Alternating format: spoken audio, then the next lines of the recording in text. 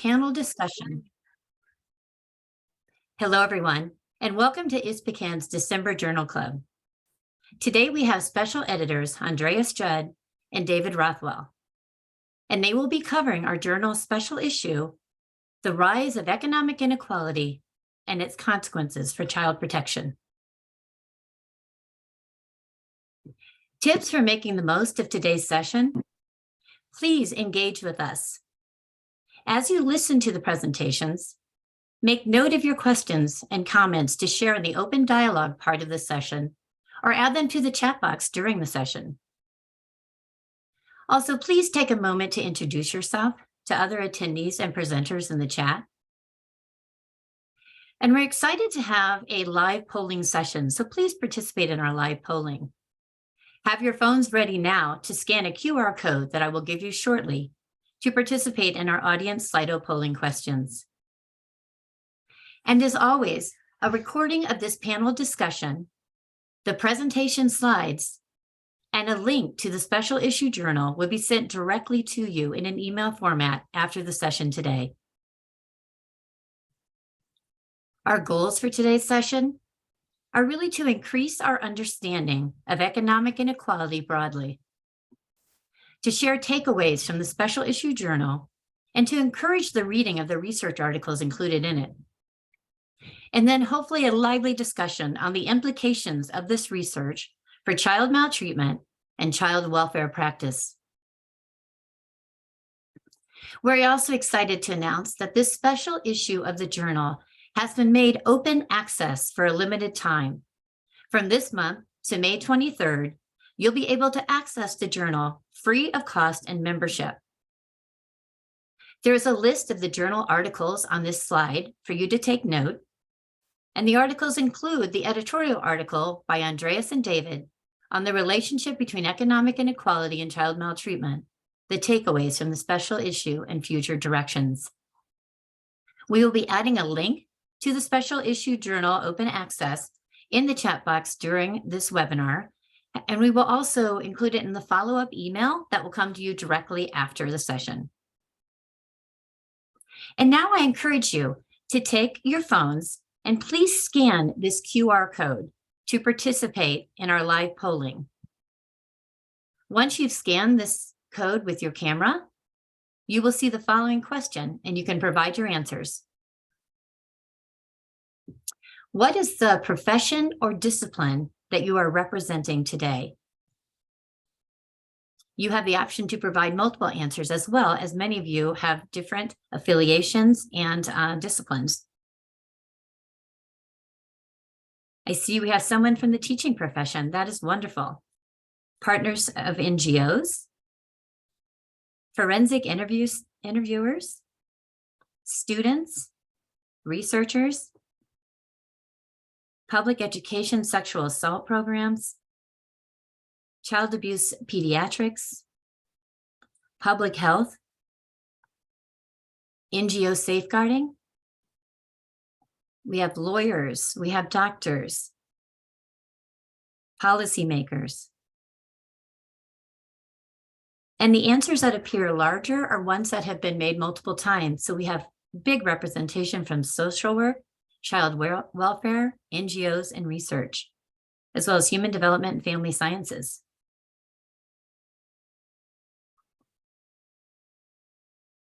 Graduate students, child rights advocates, therapists, and psychologists.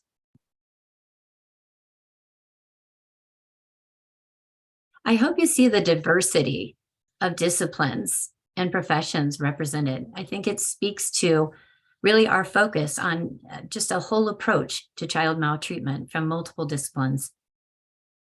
And for our presenters, I hope you find this encouraging, that the information is really relevant to so many different disciplines.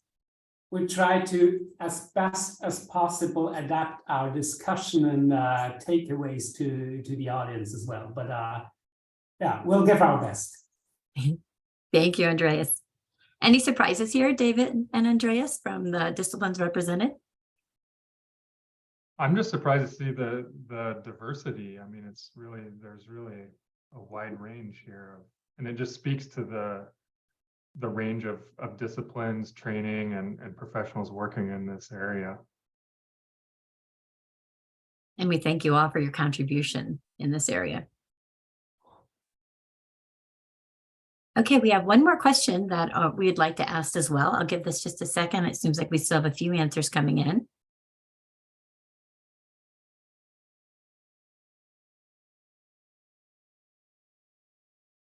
So our next question, in the context of my lifetime, I believe economic inequality has. So please answer this question from your personal perspective. Has economic inequality increased, decreased, a little, a lot?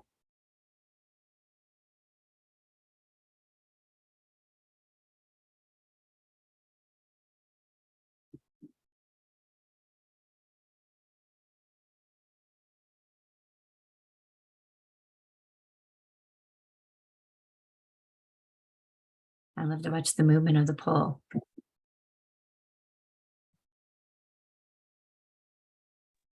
Almost level and like mesmerizing.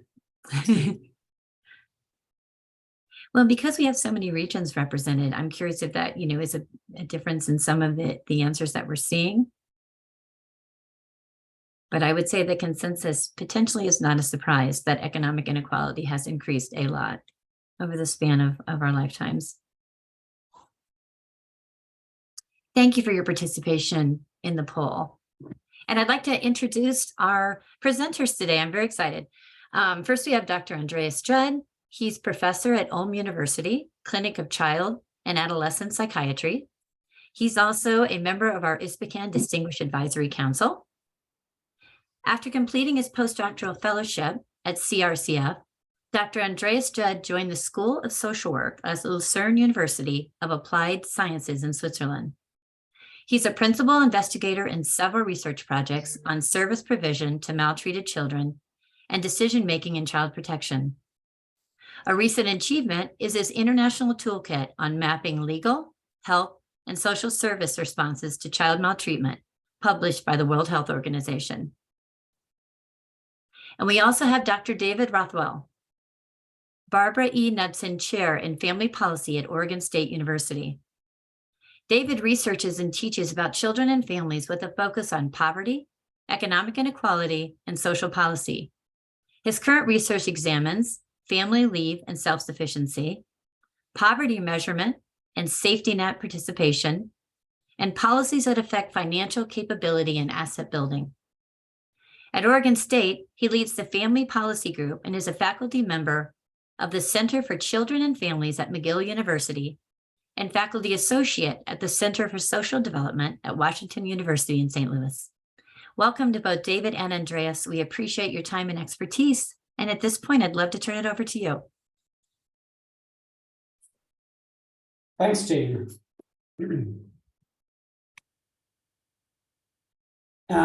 While David starts sharing the slide, I can already start chatting about what will be the content of today's presentation. It's once again a title, Rise of Economic Inequality and its Consequences for Child Protection. And the ultimate goal is that you download as many of you the articles or some of the articles that have been assembled in our special issue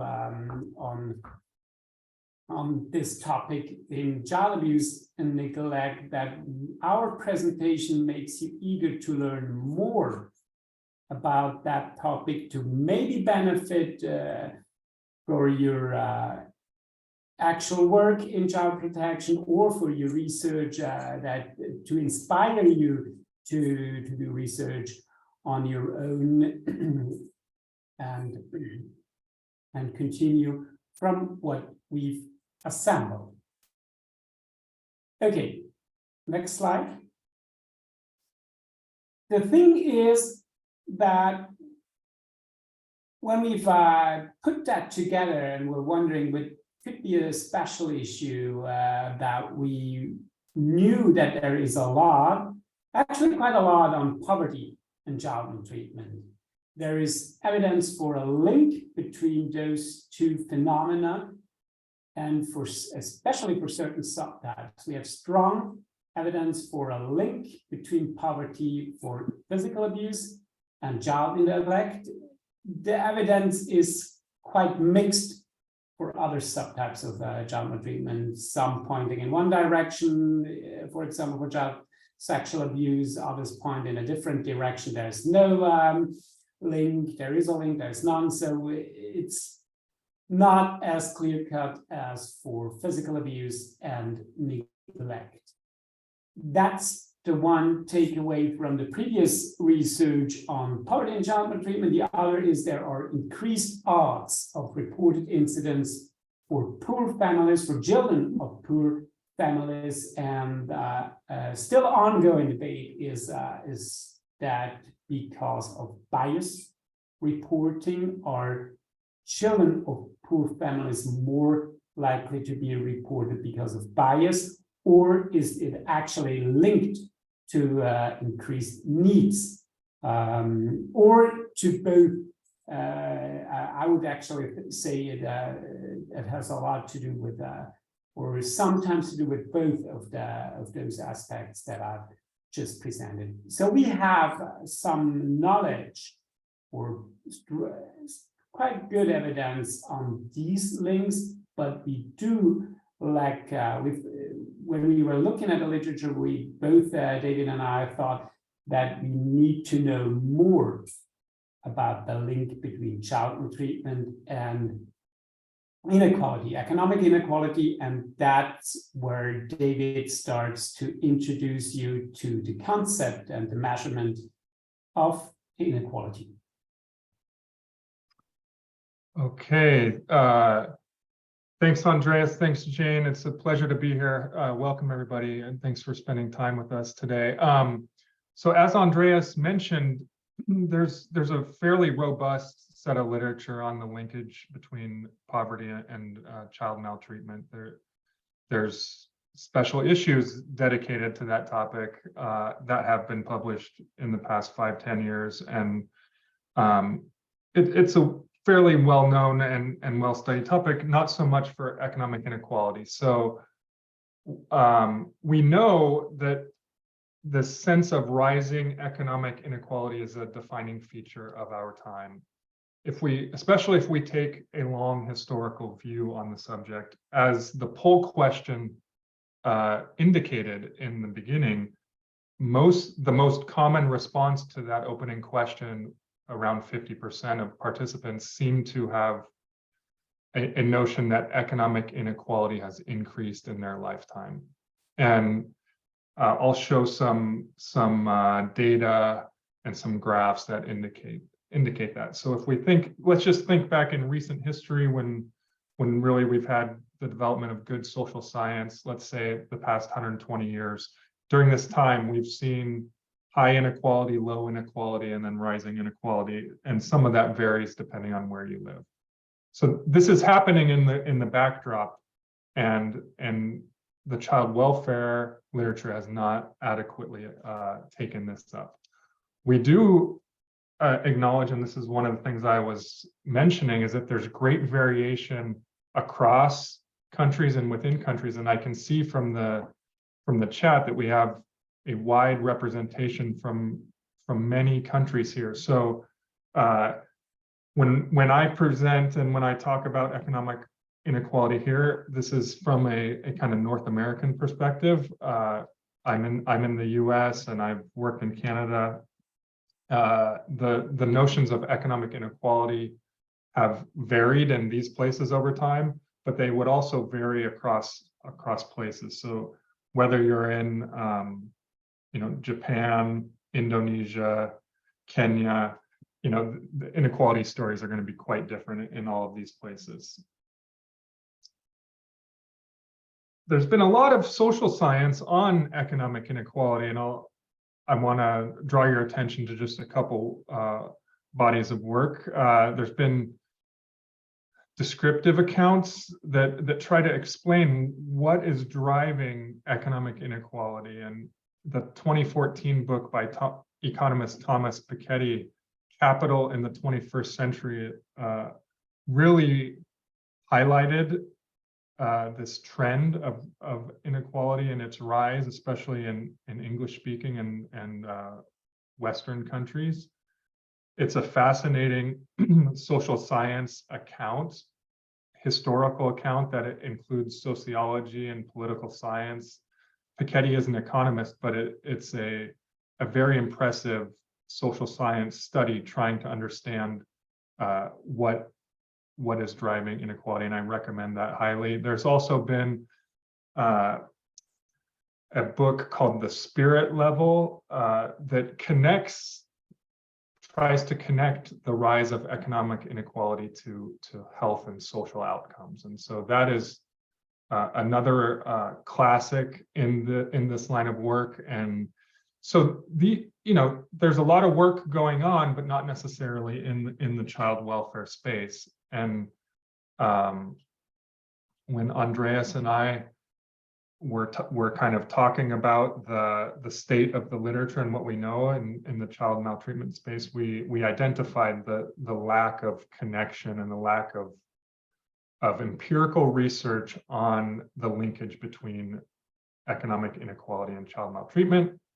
And we put our heads together and wrote this call for papers, sometime 2019, I believe, sometime in there. So we're going to get to the takeaways from the special issue, but before jumping into that, I want to make sure we're on somewhat of the same page in terms of conceptualizing economic inequality. And so we'll go into a section here where we want to talk about what is economic inequality and what are we talking about when we refer to the findings in the special issue. So the first step is to place this idea of economic inequality into the what is sometimes referred to as the ecological systems theory, or as I was trained in social work, the person in environment framework, where we have here on the screen, you'll see this common framework where we have individuals that are nested within a series of systems growing more and more distal. So you have the microsystem of the family, schools, peers, and so on. The mesosystem serving as the linkage to the exosystem, which is kind of, we can think of neighborhoods and counties, or just working your way out. Also media and other influences. And then the macro systems are more of the cultural underpinnings. Bronfenbrenner added this notion of time and the chronosystem to this.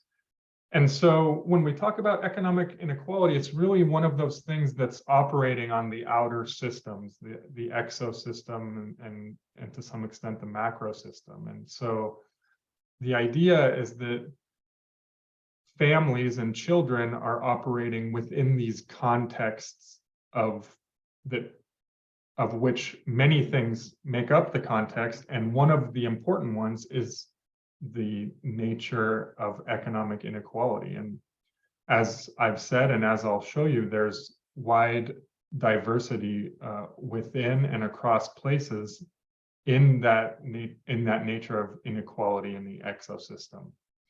So that's the starting point. And when we think about what is economic inequality, I want you all to think about distributions. It's not about absolute cutoffs like poverty is. Oftentimes, these constructs get confused or misused. So I just want to make sure that we are talking about the distribution of resources when we talk about economic inequality. We're not talking about an absolute level of need or hardship. Those are more involve more of poverty measures when we talk about poverty measures. So thinking about distributions, okay? Economic distributions, distribution of economic resources. These are usually income, sometimes assets and wealth. We can think of other distributions, but these are the most common. Okay. For the next series of graphs, I'm going to rely on the project called Our World in Data. It's a fascinating website. They have a range of information on many countries. They have great sections on economic inequality and poverty if you'd like to check that out. And so I'll start with this graph, which shows to some extent inequality and poverty in one graph. So along the bottom, you have the poverty line, which you may be familiar with and you may have heard of. The kind of World Bank definition of $2.15 per day shows up there, and then going up to 5, 10, 25, 50, and 100 US dollar equivalents. And then we have Ethiopia, Bangladesh, Vietnam, Turkey, and United States in the countries. And so in this graph, if we just go up that $2 per day line, we see that pretty good portions of the population in Bangladesh and Ethiopia fall below that threshold of poverty, and little to no people in Vietnam, Turkey, or the United States fall below that. So that reflects poverty. If we look at the shape of those distributions, though, that is speaking to the issue of inequality. So if we look at the United States, we can see that the spread of the income distribution is much wider than, let's say, the spread in Vietnam or Bangladesh. Okay, so when we talk about economic inequality, it's about the distribution or that spread of income resources. It's not about how many people are below the cutoff. Okay, so there's a lot more to say on this graph, but I think I'll leave it at that. So I hope this helps you think about the distribution and not just the cutoffs. Okay. Next, when we talk about inequality, you'll hear people talk about the share of income or the share of wealth that is held by a certain proportion of people. I'd say most often it's discussed in quintile terms, so 20% of the population. So you'll often hear that, the wealthiest 20% hold 40% of the income. And that's what we see here in the shares by quintile in France over time. So you can see the top is if we were to take all of the incomes in France, and we were to say how much of all of that income goes to the top 20% of the earners, it would be about 40%.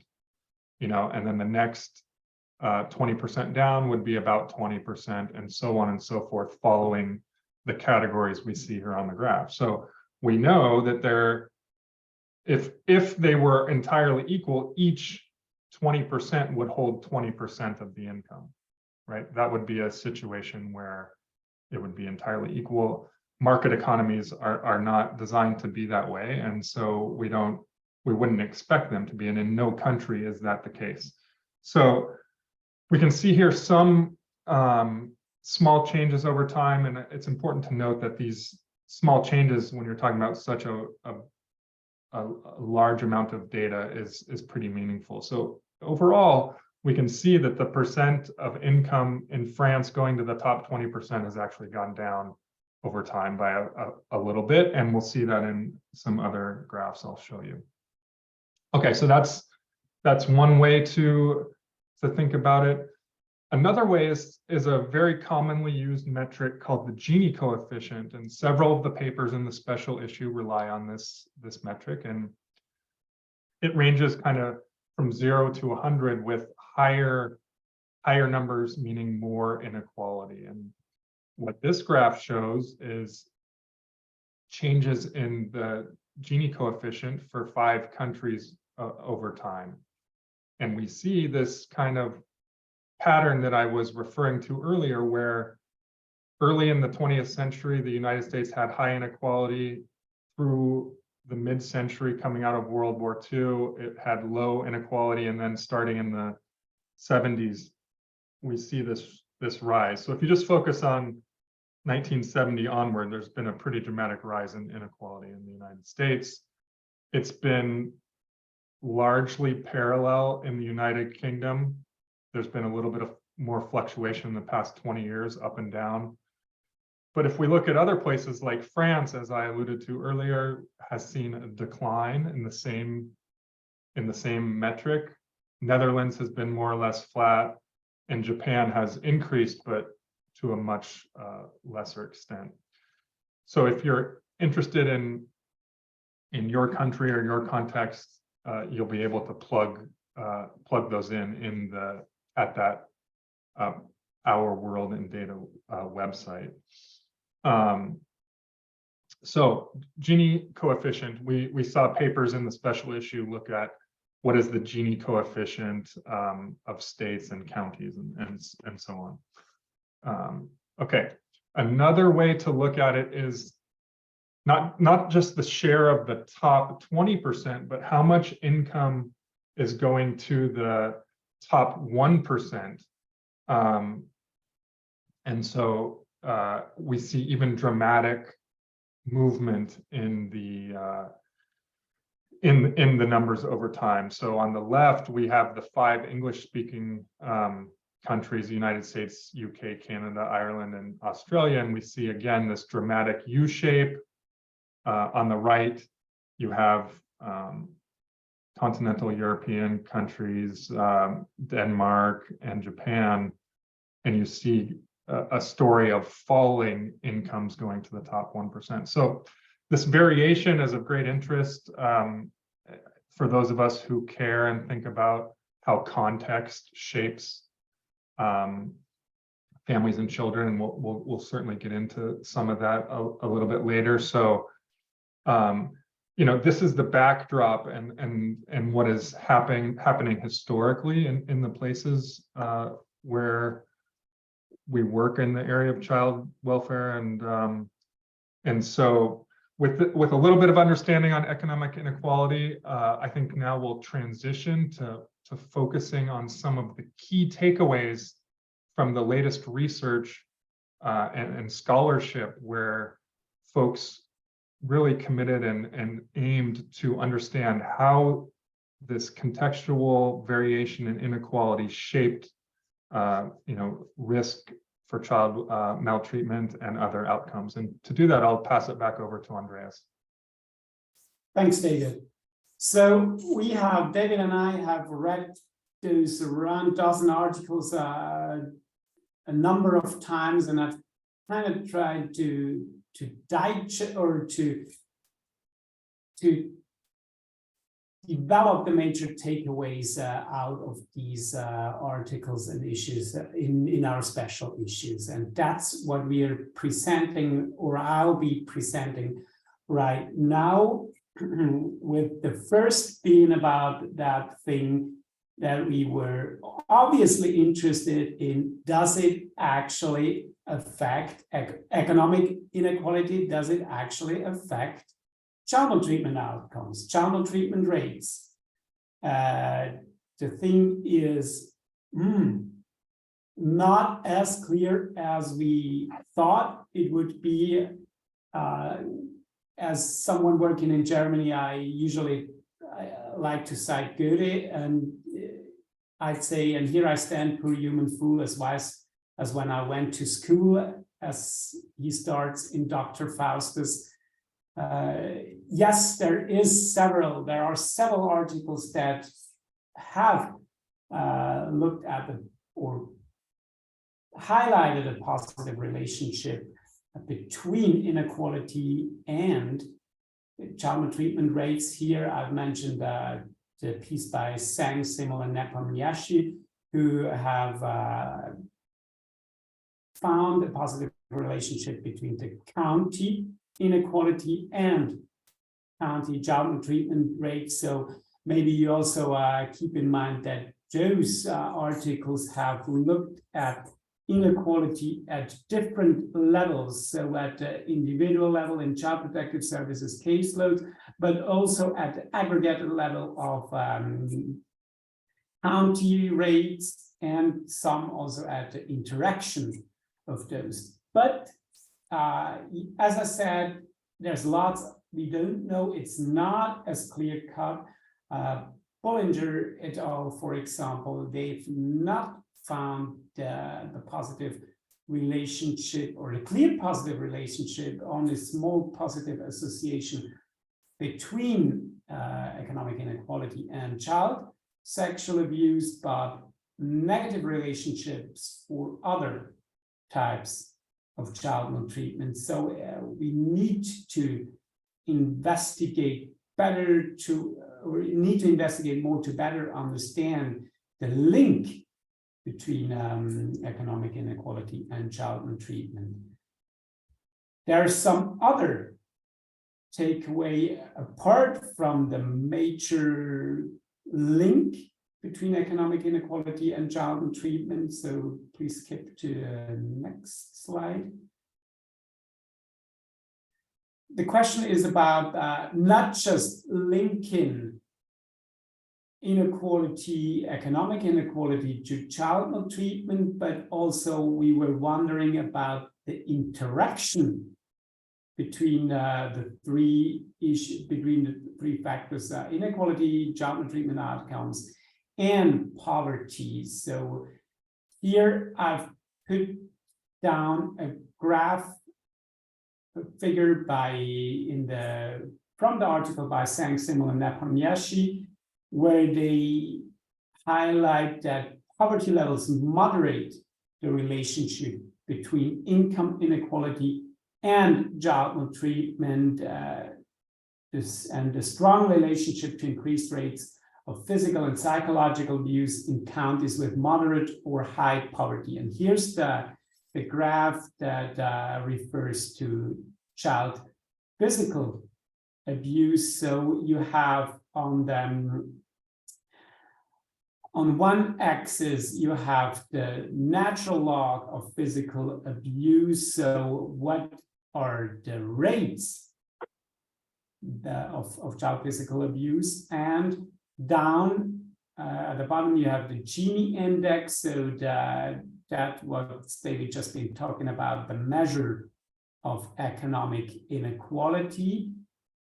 So these are the two axes we're looking at. Rates, child maltreatment rates, or in this case, child physical abuse and inequality. And the three lines are the levels of poverty. So green, low poverty, bluish or with interrupted bluish line, moderate poverty, and the red line, high poverty. And you see the green does not actually increase if poor people living in low poverty. The difference between high economic inequality and low economic inequality is not as marked. But if you go to settings, to families, to a moderate or high poverty, the difference between settings with low inequality and high inequality, we see a significant rise from the left to the right. So if you're high poverty and high inequality, the interaction leads to increased child maltreatment rates. Then we've also wondered about how's the connection with the subtypes of child maltreatment. And as you might remember, I've introduced at the start, from previous evidence, there's a strong link between poverty and physical abuse. So we kind of expected to also find a strong link between inequality and physical abuse, and there are indeed consistent findings that inequality relates to physical abuse, and the interpretation and discussion of all these findings confirm what has previously been discussed on child physical abuse, that child physical abuse is stress induced, or it is strongly linked to stress, and this is the likely mechanism that increases the likelihood of child physical abuse. That's the one that's been consistent. For the other subtypes, so child neglect, child psychological abuse, child sexual abuse, findings are less consistent. What did surprise us, given the strong link between neglect and poverty, is the mixed and inconsistent findings on the link between inequality and neglect. So that's, we are discussing that in our summary article, but I'm still a bit puzzled why this is, while we didn't find a stronger link between child neglect and poverty. And maybe this is a topic for the discussion as well, that you might want to look at or have some ideas about it. Okay.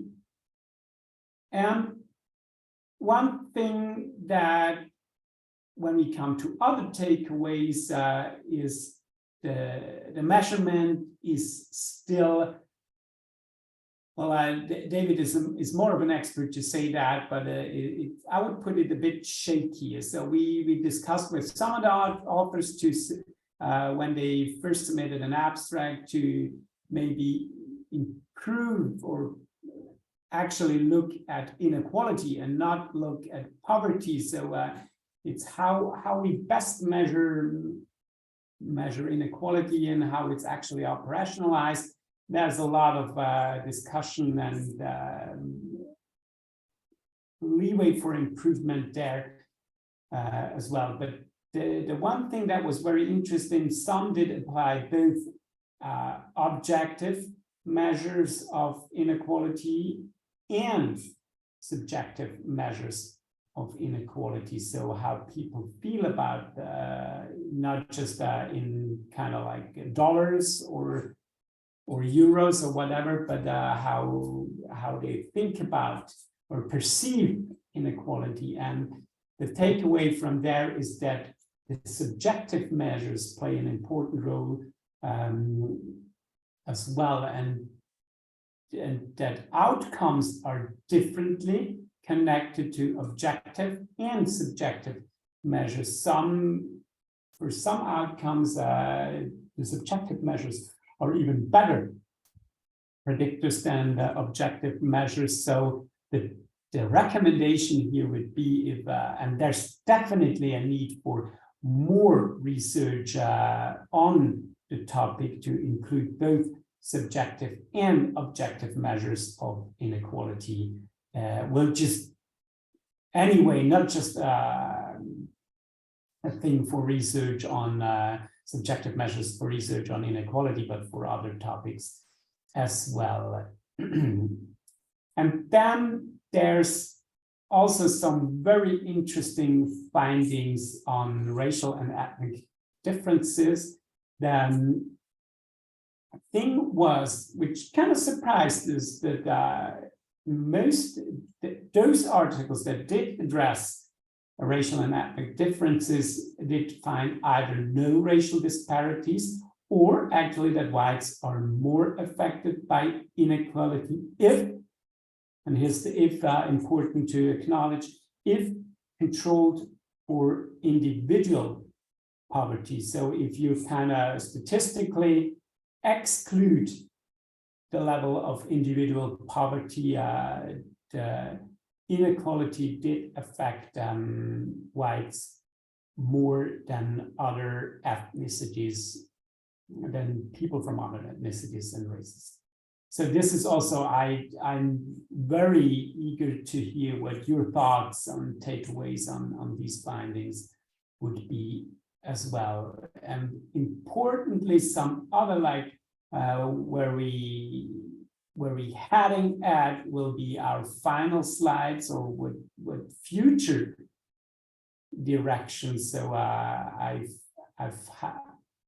titled it the next slide Back to the Future. So we're back here right now. What we need to do, what we think is important to do, is to invest in research on economic inequality beyond the US. So because except for one of around of those 10 no, it's not 10, it's 8 articles, only one is from China, so from a country outside of the US, and the rest is research from the US. We really tried to be more diverse in the research we were including in those in that special issues, but it was just not possible. So the things that have been submitted that really did deal with economic inequality and measure it, that were predominantly from the US. So we encourage people, especially those researchers present here today from countries outside of the US, other than the US, to invest in that topics. Also to look at the question if effects of inequality on child maltreatment are culturally sensitive, and this is just not really answerable with evidence that comes predominantly from the US. And then the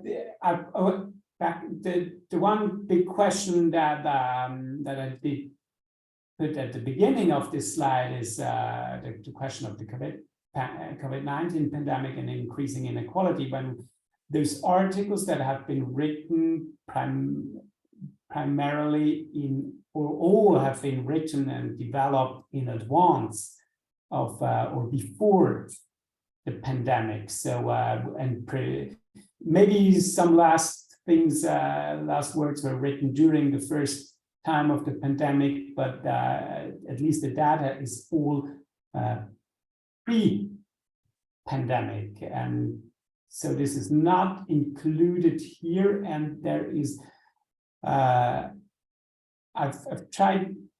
been looking at the research and that is been coming out during the pandemic, and a lot hints at increasing inequality. And one question that I did take away from the article by Schneider and Brooks-Gunn is that of the intergenerational mobility. Schneider and Brooks-Gunn have highlighted that increased intergenerational mobility did decrease harsh parenting. And now the question is, and here we are connected to the subject of subjective measures. So will the prospect, people during the pandemic, the prospect of cut down finances, rather dim economic outlook, did just this dim prospect of decreased intergenerational mobility, will this actually increase harsh parenting, which is as I said, Schneider Brooks-Gunn put it the other way around, but I've put it there as a question: will it also work in this direction? Will we have to expect more because of the perception of potential decrease? Will we have to expect more harsh parenting? And to the final slide with the final takeaway, that was the one. So what to take from this for child welfare practice for policy level? Are there strategies to reduce child maltreatment with strategies to reduce economic inequality?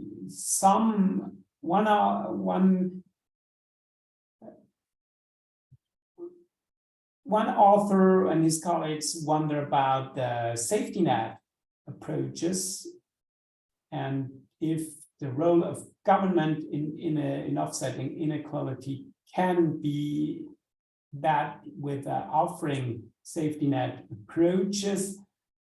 David and I discussed that a lot. We're not so sure about it. There's very mixed evidence on the impact, or that's what I remember from David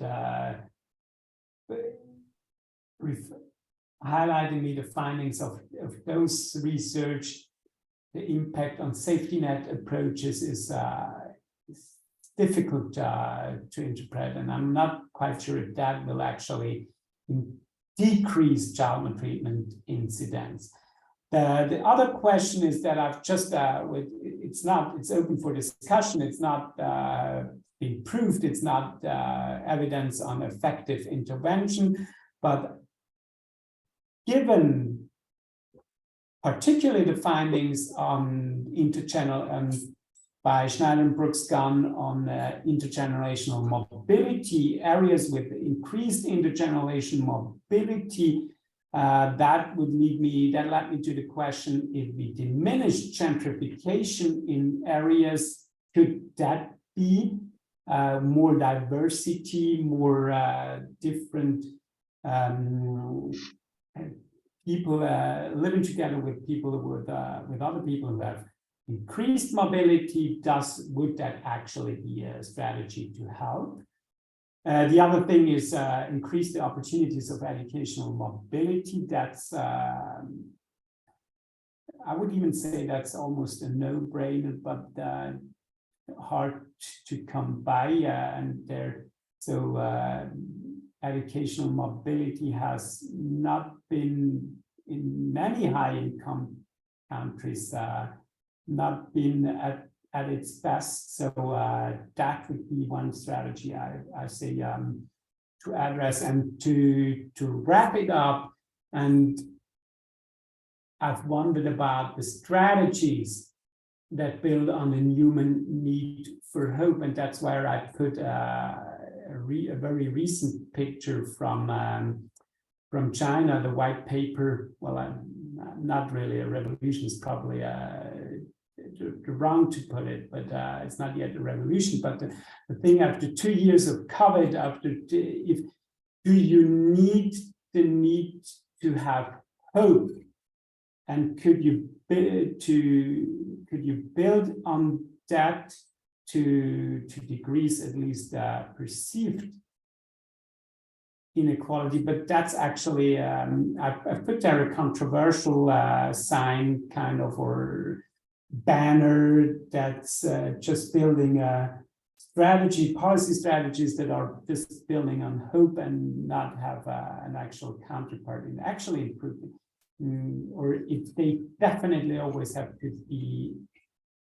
You can start with strategies that build on hope, that promise an outlook to people, but it does eventually have to be followed by actions that are named above, that increase maybe the opportunities of educational mobility, for example. So this is rather, I don't have answers, because those articles have not been dealing with effective strategies to deal, but some ideas, some thoughts on where we could continue from what we've been looking at or what researchers have been looking at in those articles. And that's where I head towards the end, with just a reminder what Jane already said at the beginning, that you have for a certain time free access to the special issues, to all content of the special issues. I put the link there. It's also in the chat available, and it will be sent to you after this presentation along with the slides as well. And on the final slide, you have our contact information. So if you think, Andreas, what's that about this thing, this takeaway you've presented, or I totally disagree with you, or what have you some research on that, or another topic, please feel free to email us, contact us on via these with these means that are printed out there. So this is a thank you for your attention, and I now hope for some discussion to continue our presentation with.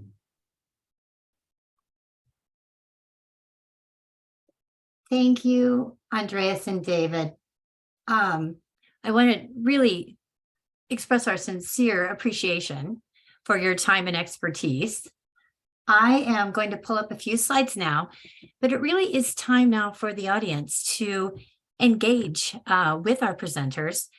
I know that we've had a lot of activity in the chat and in the Q&A. So now I would ask you to use your raise your hand icon, and we will unmute you to ask your question directly. Or if you prefer, again, you can put it in the chat and Q&A and we can ask your question for you. But I know Andreas and David are really interested in a lively and active discussion. I would also like to encourage you to get your phones out once again. You were amazing in the polling in the first half of the presentation. So we have one more polling question just to kind of set the tone for this Q&A session. So if you'd like to scan the barcode again on your camera and provide your answer to the following question. In a few brief words, describe how economic inequality has impacted your work in child protection.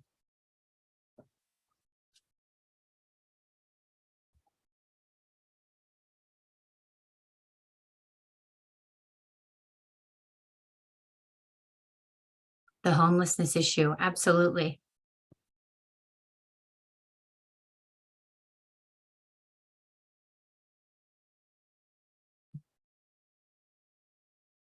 It's always an underlying issue. I'll be curious, again, I'm anxious for who made that comment to raise their hand and unmute and tell us how. Not enough funding for caseworkers, absolutely. Funding in general through all disciplines.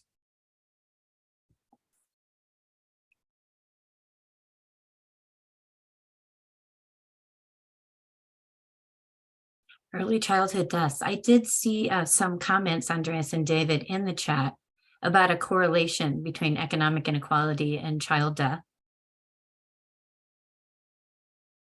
The marginalization of Indigenous people. Low engagement due to stigma. Social determinants are a big barrier despite other interventions, absolutely. Poverty is a bias.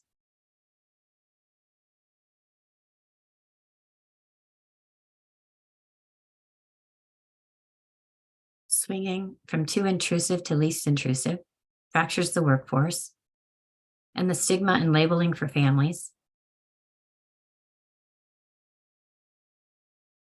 So Andreas and David, any of these answers surprise you? Are they consistent with what you found in some of the research articles?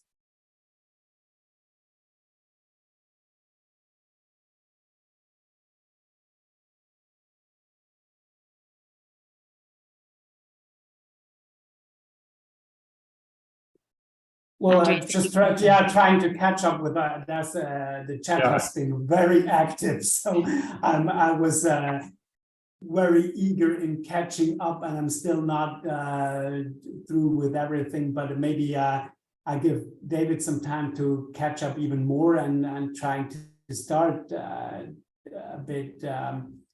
What doesn't really surprise me is just that what I found that poverty is not acknowledged in individual intervention. That's I've been seeing that in some of child protection interventions as well. That you sometimes also some from I think also not people, not social workers, child protection professionals, not wanting to stigmatize people and not not wanting to address it and say it's and beliefs that are around that child maltreatment is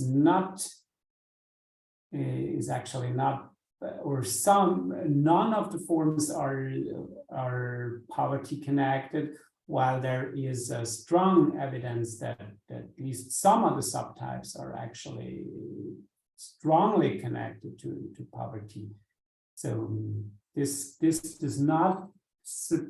I find this in some of the research, own research, and things I've been looking at also as an associate editor of Child Abuse and Neglect, trying to, we've been talking about the uncertainty. That's what is also with the thing with the subjective measure that maybe better capture the uncertainty that is connected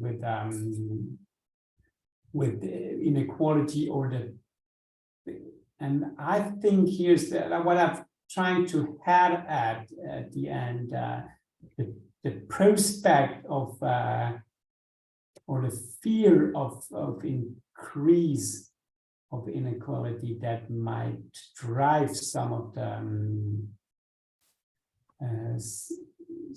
outcomes. Well, and I think go ahead, David, sorry. It's okay. Were you going to say something, Jane? I was just going to say, if we combined a lot of these points, I think that poverty has hampered accessibility to resources and care. And then funding obviously, permeates through all of this, a lack of funding. Yeah, I think so. These are great comments and very important comments. And it's a bit hard to see all the screens and comments. But on the topic of poverty, I'll just say a couple things, and I'll start by addressing Ahmad Golzar's point there, the last thing that I see in the chat. Almost all types of child abuse and neglect are due to poverty and inequalities. And that is a common perception and thing we hear when we talk to people working, in the field, who are in the day-to-day, working with families and children. And really our goal in this special issue and as researchers is to separate those two ideas out and to try and ask how might poverty be functioning on child maltreatment independently from inequality, and then how might inequality have its own relationship to the outcome. So I know it's very common to put these two things in the same kind of category, but there is evidence, as the graph showed by Andreas, that inequality functions differently when there is low poverty versus high poverty, and that's been one of the more consistent findings over time. So we're trying, without more understanding of how these mechanisms work, we can't have policies that address either. The second point is that, I'm curious if there are, of all the people on the call today, there are probably some settings where you would have what is sometimes called a basic income experiment, or a guaranteed income, or an unconditional cash transfer. These go by many names, but the idea is to really lift the floor of all people up by providing some level of basic resources. And in essence, that would go a long ways to reducing poverty. We know that, in the US context, is where I'm based, the temporary child tax credit that was part of the pandemic relief cut child poverty in half for a year and a half. That was something that happened, and now it expired. And so we know the tools to reduce poverty, and we would expect those to have downstream effects on child welfare. I will point out that by raising the bottom up and doing nothing to the rest of the distribution, you know, that would reduce inequality because you'd be raising the bottom up. But if the top or the other parts of the distribution also rise and grow wealthier, we wouldn't be reducing inequality at all.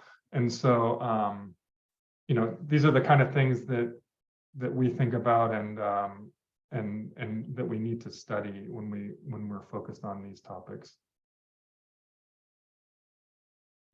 Thank you, David and Andreas. Obviously, there is a lot of activity in the chat. I'm going to stop sharing my screen and just, you know, start to address the hands that are raised and just start the open dialogue. But some of oh, go ahead, Andreas. Yeah, I just have looked at the Q&A.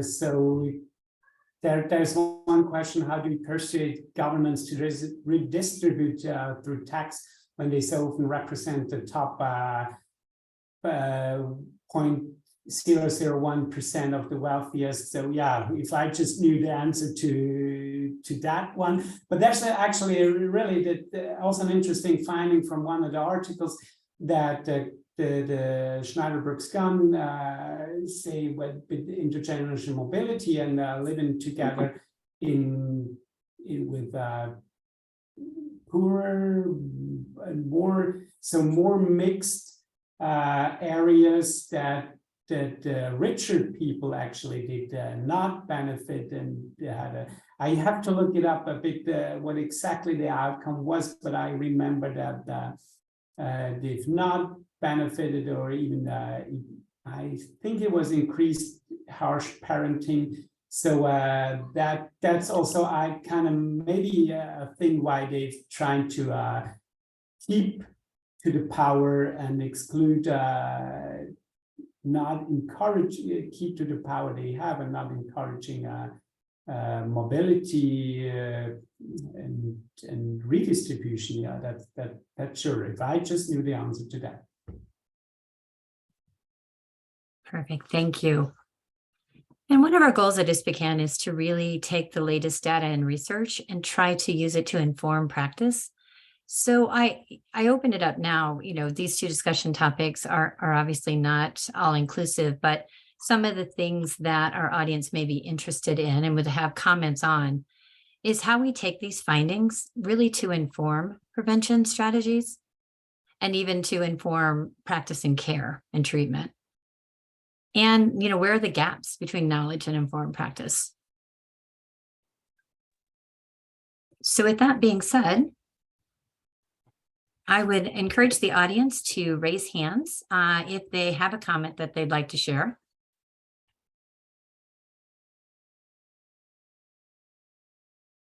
Okay, it looks like Essam, Ali, and Gulzar have their hands up. Oh, perfect. Thank you. Yeah, Okay, can I start? please go ahead, Essam. Yeah. So I have a few comments quickly about the way of dealing with the child maltreatment as one bulk and the classification, because there is some issues, for example, is mostly by definitions is related to the economic situation, like commercial sexual exploitation, for example, for the children. So because this is, it's mostly related to the very poor conditions and very poor environment in certain countries. So there is some definitions, some types of child maltreatment or child protection issues is actually related directly, and some others is more difficult to link. When I did a qualitative study in Egypt for the UN about the exclusion of the children living in the streets. And the assumption coming directly is that poverty is the main source, is the main reason for this. And actually, you don't have enough evidence, because you find even families in the poorest conditions, but their children is not going out. So it's a more complex of issues. It's not just one single issues like this is the poor families, so the children would be exposed to a lot of other issues like to be in the street or other things. So I think there is complex of things coming together. Is over the poverty. And it's not alone, or even inequality. If you talk about inequality, not all the things coming together. But also there is one research, and I think this is done when we do the UN study about violence against children. It was coming very strongly that all economic levels, they have physical abuse, the physical violence against children. The abuse, the beating of the children, or physical violence in the families, is actually not related to certain type of economic categories or economic class. And this was one of the studies that time in 2016, but there is no clear, it's one, if you look at one issues, it's very complicated to have these issues. But what it could be interested, if there is a level of poverty in certain society and then suddenly it goes drop down completely, what is the impact in that? You can see how this economic situations, if you're coming to the economic crisis, for example, in certain countries, and everything dropped, if this increased or decreased the child maltreatment. So this means that you can isolate at least one determinant or one factor to go for these discussions. Concerning the strategy and the intervention, it's more complex. It's very more complex.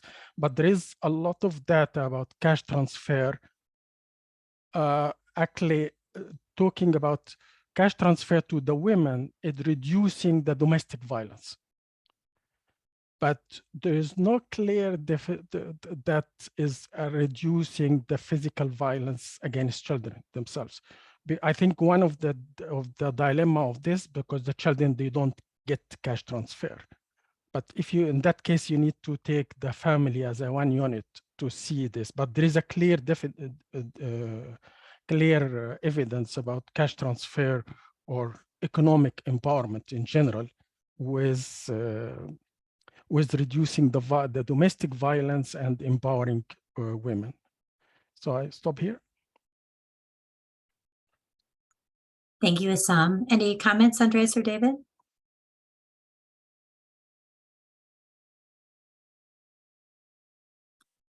David, I think you're muted. Issam, thanks. Thanks for sharing that. I wasn't clear on the question. Could you frame that as a question, or was that more of a comment? No, it's the question is that when you isolated the economic, the inequality or poverty, it's very difficult to see it connected to something unless it's very clear, like commercial sexual exploitation. It's very clearly for economic reasons. This is why they call it commercial. But the other types, I think it's very hard to discuss it. And plus, I think also that we have to I don't know if it's possible to see different types of societies where you have a clear, very hard economic situations in the countries in the South, in the global South, in some countries. So it might be when you're comparing the two types of data from different countries, right, or different types of economic, it might have different results. I think, yeah, that speaks to a few points in the presentation. The first one being Andreas's call for the need to understand the different cultural contexts and how these things play out in different countries.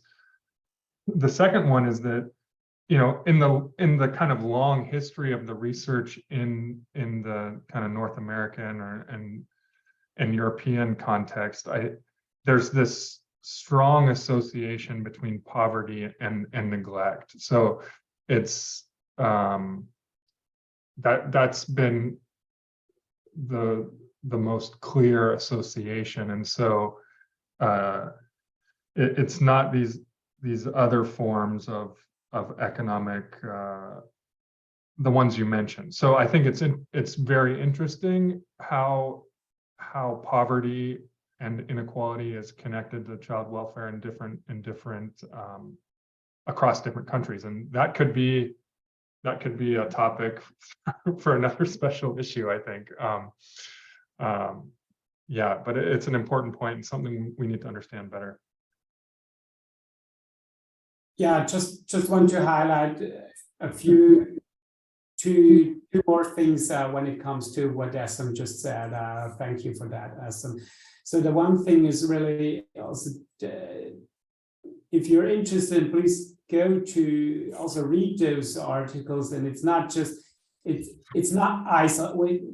With these takeaways that we've presented, it's really just takeaways that put inequality in the focus, but it's not being researched that just isolated inequality and just looked at the impact of inequality. It's obviously more complex, and the authors did a really good job of actually controlling for a lot of factors, and so that's maybe a bit more. It's more complex than we actually did presented. So these are just major takeaways. That's the one. And the other thing is we always have to be, David and I, a bit or on trying to really look at the difference between poverty on the one hand, which is not the same as David introduced as economic inequality, trying to really look at that. And we are now sometimes a bit mixing up with the effects of poverty on child maltreatment and the effects of inequality on child maltreatment. So being careful about differentiating that two issues. Yeah. Thank you to you both. Gulzar, do you have a question?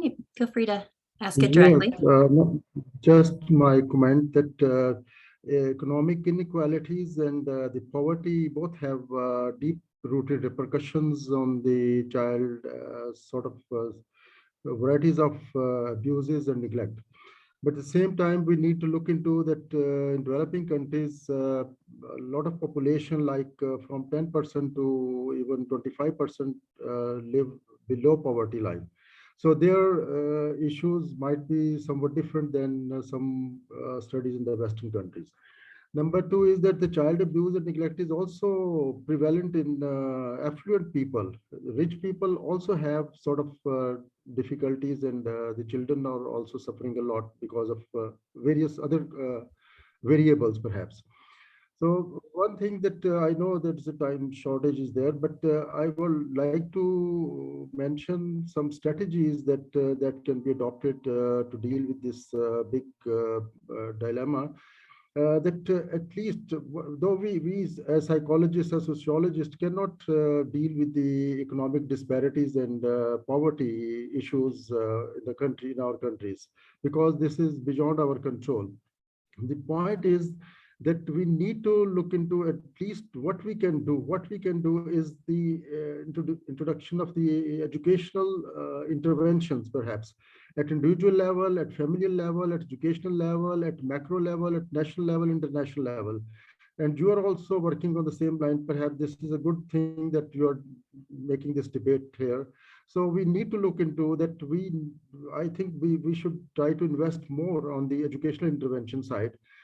People should be more educated, even the rich people, even the poor people, poor families, everywhere. It should be the common talk of the town that we need to respect our children. Children are also human beings. They have the human rights as well. They need to be treated like proper human beings. They should also be respected. They are our future as well. So we need to protect our better future. So we need to educate our parents and the educational leaders, teachers, and the policymakers, so that we can develop, at least we can educate them. I think though many things are beyond our control, but what we can do is to educate the better parenting practices, better educational practices, so that we can bring some social change in the society. Thank you very much from my side.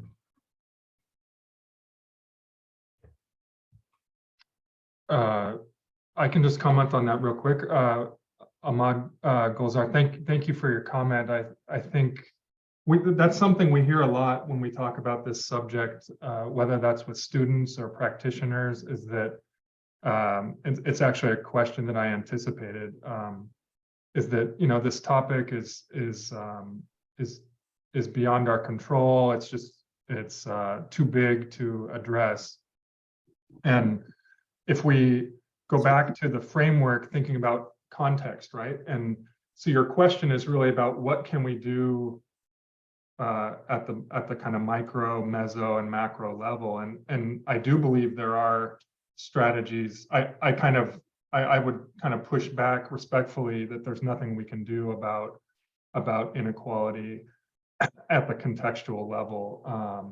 You know, I think whether that is policies that would, like I was saying, lift up the bottom, there's also another way to think about it, and policies that would put more curbs and restraints on exorbitant wealth and income growth at the top. So in essence, more taxes for the very wealthy. There are ways that I guess individually and via your organizations that you can advocate for policies that have demonstrated ability to reduce economic inequality. You can also, you know, raise awareness of this issue with the networks and organizations that you're part of. So, you know, I would encourage you not to think this is beyond control. We know when we do compare inequality across countries or across places, we know that there's a lot of variation in government's ability to reduce that inequality. So in some places, inequality is reduced a lot.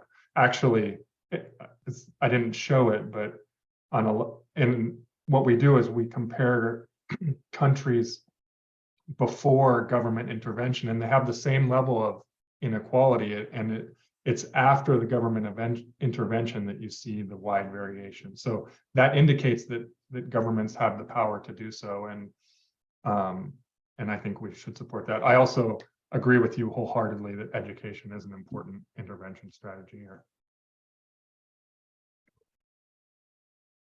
Thank you, David. There is a question from Debarate in the Q&A that I think you'd like to answer live. It says, I wonder why, despite of the continuous research being done in social science discipline, there exists a gap in the larger understanding of inequality and poverty, especially in the context of developing nations. How could we address that?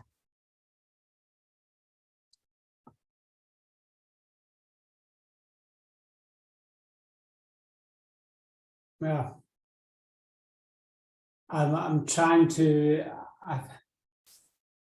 I've looked at the question a lot, and I'm trying to break my head or wrap my head around it, and what to give you some sophisticated answer to that. But I'm not really moving beyond more than educated guesses. So I'm not sure if David has some more.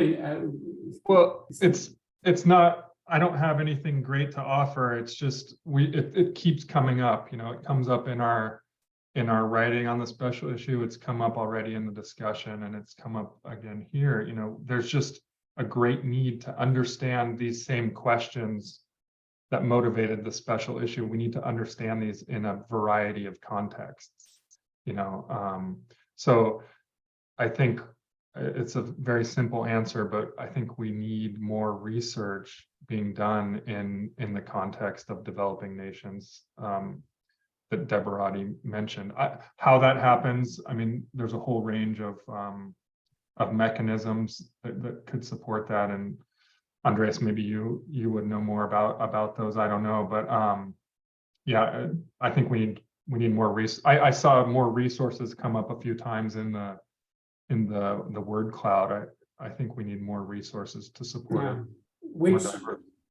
Which is actually probably a bit difficult right now. In several high-income countries, research foundations are cutting resources back because in the context, as here in Germany, the place I work in, many of the research foundation researchers, well, except the research that goes into COVID, that's not been cut down or has not been cut down, but the rest has been cut down quite a bit. And this would have been some tools to access research resources in developing countries, low and middle income countries, from high income countries. But I'm a bit pessimistic that if those instruments are being cut down in the high income countries as well, that there's not a lot of spillover and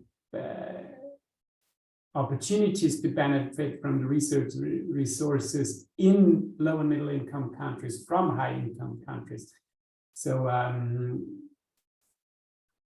yeah, but maybe we have to think about, or we definitely have to think about inequality on a worldwide level, and maybe also when it comes to research, trying to redistribute resources to some of the resources in research intense countries, more to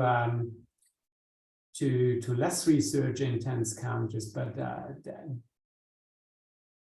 I think that would be an excellent strategy, but I just not seen it actually that it will actually happen anytime soon. So sorry for this rather pessimistic note.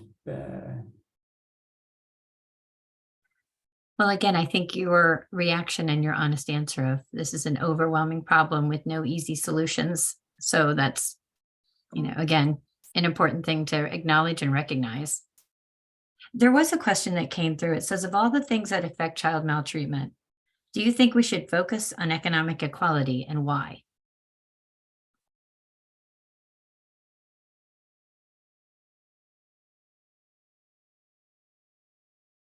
Well, yeah, that's the top prize question for two editors of a special issue on economic inequality.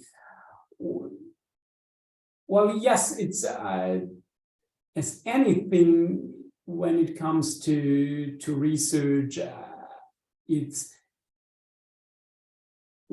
I think it's a part of it has to do with academic curiosity to invest into phenomena which are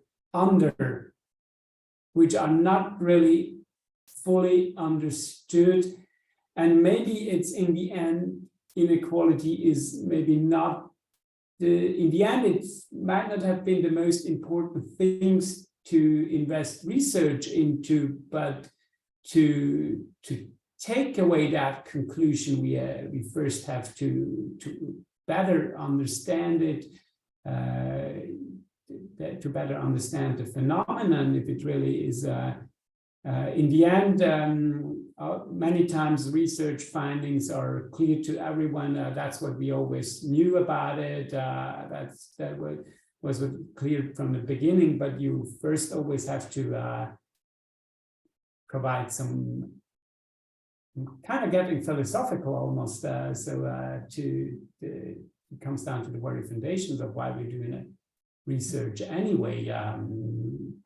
So to better understand if it's actually, we think it might be an important issue, especially when inequality increases and rich get richer and or even more rich. So that might be an important issue, but we just have to understand it. Yeah, I'm now going in circles maybe, but that would be my first take on it. Yeah, I think kind of similar to what Andreas is getting at. I think there's kind of a personal response to that and kind of my own philosophy about the importance of inequality in the context of the US with pretty rising inequality and kind of in comparative terms, low government ability to reduce inequality. Yeah, from a philosophical standpoint, I think reducing inequality is worth doing, and I suspect it will have kind of downstream effects on a whole bunch of things, and one of them being child maltreatment. From a research perspective, this discussion makes me think about how it's really about stress as the mechanism in which these things happen, and I'm really interested to think about how the stress of poverty and economic hardship would function quite differently than the stress of economic inequality and kind of how you relate to others. So yeah, I think as the first takeaway is there's a lot still we don't know, and so from a research perspective, I think we need to continue investigating. Well, and I think you both hit the point that as an issue, economic inequality continues to grow, as we saw in that first polling question. Within our lifespan, how much it's increased dramatically, and if we can show this impact on child maltreatment, that getting in front of one, researching one to inform the other is critical. So I know we're getting very close to time. I wanted to see, Andreas and David, if you had any key takeaways, if there's any, parting words you would like to share. Well, I just had one final thought that relates to what we were just discussing. So it kind of what I wonder and want to better understand how it's driving that actually the inequality, that if the inequality increases, does it also not just stress but also anger? So kind of I was thinking of one of our today's icons, Greta Thunberg's how dare you, how dare you to get even more richer and richer, and during the pandemic those that are becoming even more richer benefiting from that, and while the rest is going down south. So yeah, there's a lot of things that I wonder and is worth investigating, and would be interested to read about. Yeah, I'd just add, that context matters, and that economic inequality is part of that context. It's as simple as that. I would also, you've just heard from Andreas and I, but this is a great opportunity to access the journal's open access. There's 11 or so articles in there, and you'll see the best research with their commentary on kind of all the things we've talked about. So thanks to the journal for making that available, and encourage you to take this opportunity to read that.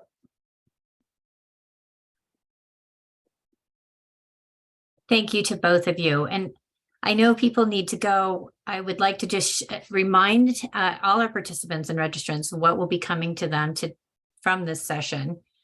An open link to the Open Access Special Issue Journal, all of the presentations, slides that were presented by David and Andreas from their research.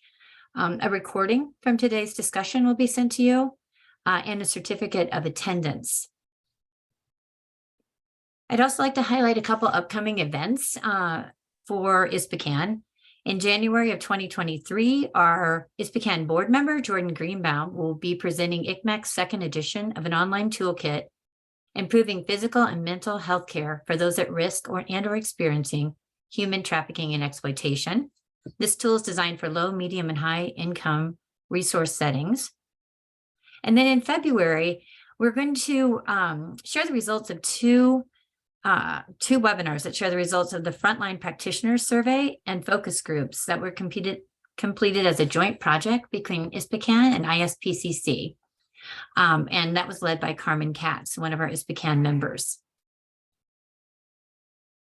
And also, if you're not a member of ISPCAN already, we encourage you to join so we can keep these incredible panel discussions and webinars free of charge to our broader audience, as you can see some of the benefits of membership. And we also hope that you look to attend some of our international congresses that we will begin to have next fall in Edinburgh. And just opportunities to network. And this journal is open access, which we are very excited about, but your membership does get you a subscription to our peer review journal, which was #1 on Google Scholar for social work. And just the ability to lead and take on roles within our organization. So again, if you're not a member already, please reach out to us at memberships@ispacan.org.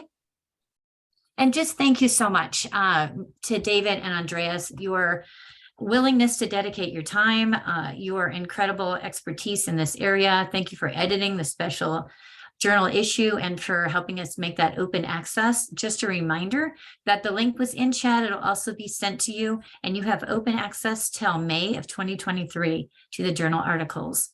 And we strongly encourage you to read these articles and to visit the journal, because again, it has been, there's some amazing work that was done in this issue. So David and Andreas, thank you so much. A sincere appreciation from ISPCAN, and to everyone, happy holidays. And we look forward to bringing in the new year with all of you with our upcoming events. Thank you. Bye. Thank you. Happy holidays and bye-bye. Bye-bye.